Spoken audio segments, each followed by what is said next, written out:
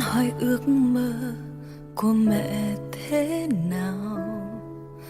Đã quá lâu chẳng còn ai hỏi mẹ như thế.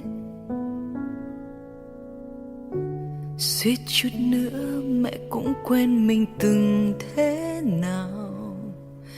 Cũng có ước mơ, mơ được sống cuộc đời riêng mình. Khi còn bé mẹ ước sau này lớn lên, mẹ sẽ tung bay đi khắp chân trời nhân thế. Rồi bỗng nhiên một ngày trong mẹ có con, ước muốn khi xưa đã hóa ra con từ bao giờ. Mẹ cũng quên dần quên ước mơ của mẹ là gì. Mẹ vẫn đang bận lo làm sao có một bữa cơm no. Ngoài kia thế giới bao la rộng lớn, còn thế giới của mẹ chính là con. Là niềm vui của con, là ngôi nhà, là gia đình.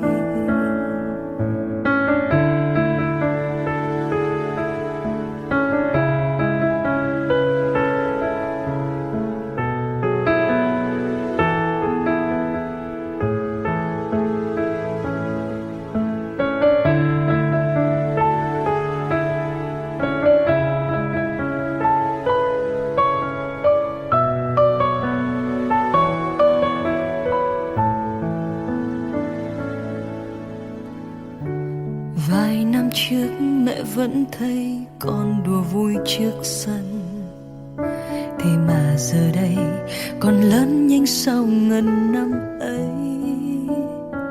Rồi con cũng có ước mơ riêng mình, và con cũng cố gắng theo hết mình. Con ơi, hãy ước mơ thay phần mẹ. Mẹ cũng quên dần quên ước mơ của mẹ là gì. Mẹ vẫn đang bận lo làm sao có một bữa cơm no. Ngoài kia thế giới bao la rộng lớn, còn thế giới của mẹ chính là con.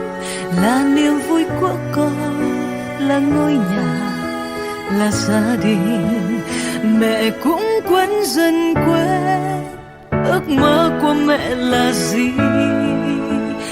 Mẹ vẫn đang bận lo làm sao có một bữa cơm no. Ngoài kia thế giới bao la rộng lớn, còn thế giới của mẹ chính là con. Là niềm vui của con, là ngôi nhà, là gia đình. Ước muốn khi xưa mẹ cất lại như một kỷ niệm.